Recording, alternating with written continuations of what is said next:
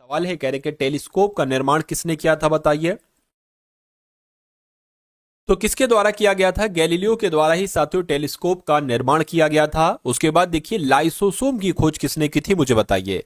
तो अगर मैं साथियों कहूं आपसे कि सी डी डुबे के द्वारा लाइसोसोम की खोज की गई, तो मैं कहूंगा बिल्कुल सी डी डुबे के द्वारा ही लाइसोसोम की खोज की गई। इन सभी सवालों को साथियों क्लास में ही आप लोग तैयार कर लीजिए, ठीक है।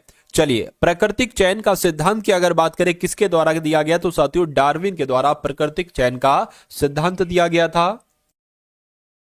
उसके बाद देखिए लाइकिन की खोज किसके द्वारा की गई, तो आप लोग को इनका नाम ध्यान रखना है। किनका ध्यान रखना है साथियों? तुलासने का नाम ध्यान रखना है, क्योंकि इनके द्वारा ही लाइकिन की खोज साथियों की गई थी। उसके बाद देखिए कह रहे कि सबसे पहले जीवाणु का पता किसने लगाया, यानी कि बैक्टीरिया का पता किसने लगाया, तो इनका नाम है ल्यूवेनहॉक। क्या?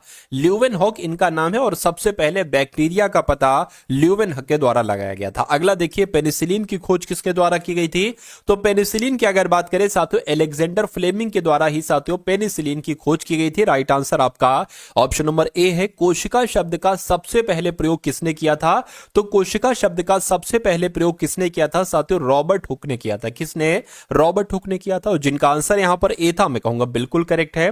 उसके बाद देखिए इंसुलिन की खोज किसके द्वारा की गई थी, तो साथियों बेंटिंग एवं बेस्ट के द्वारा ही इंसुलिन की खोज की गई थी, यह भी आपको याद रखना है। अगला देखिए गामा किरणों की खोज किसके द्वारा की गई थी, तो पॉल विलार्ड के द्वारा गामा किरणों की खोज की गई थी। अभी देखिए खोज से संबंधित सवाल हैं, अब कुछ एक आध क्वेश्चन और देखिए, फिर साथियों और टॉपिक के हम लोग क्वेश्चन इंपॉर्टेंट देखेंगे।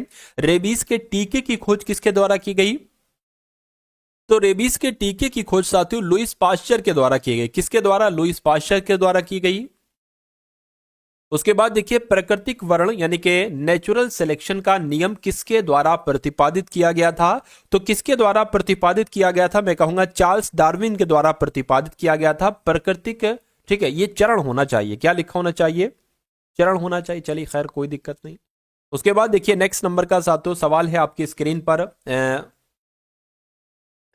ऑक्सीजन की खोज साथियों किसके द्वारा की गई, तो ऑक्सीजन की अगर बात करें प्रिस्टले, नाम ध्यान रखना है। वैसे शीले का योगदान था, यानी कि शीले और प्रिस्टले के द्वारा ऑक्सीजन की खोज की गई। आंसर आपका जाएगा डी के साथ। अगला देखिए गुरुत्वाकर्षण के नियमों का आविष्कार साथियों किसके द्वारा किया गया, तो जो गुरुत्वाकर्षण नियम है ना साथियों, इसका आविष्कार किसने किया? न्यूटन ने किया, और जिनका भी आंसर यहां पर ऑप्शन नंबर बी है, मैं कहूंगा बिल्कुल करेक्ट है।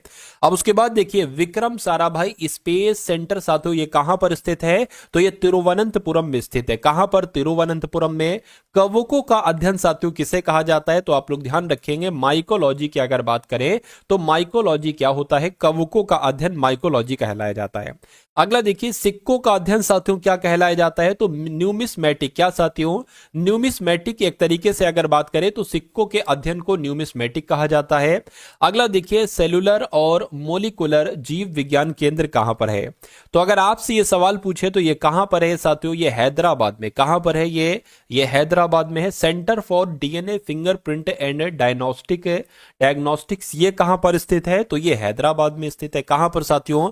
हैदराबाद में स्थित है। अगला देखिए आधुनिक वर्गीकरण का पिता किसे कहा जाता है? क्वेश्चन बहुत इंपॉर्टेंट है साथियों, डबल स्टार लगाकर इसको नोट डाउन करेंगे। देखिए आधुनिक वर्गीकरण का पिता किसे कहा जाता है, तो साथियों लीनियस को ही आधुनिक वर्गीकरण का पिता कहा जाता है। राइट आंसर आपका जाएगा डी के साथ। कोशिका के अध्ययन को क्या कहा जाता है अगर आपसे पूछा जाए, तो मैं कह सकता हूं साथियों क्या साइटोलॉजी कोशिका के अध्ययन को कहा। दोस्तों एक क्वेश्चन आप सभी लोगों के लिए है, इसका कौन सा आंसर सही होगा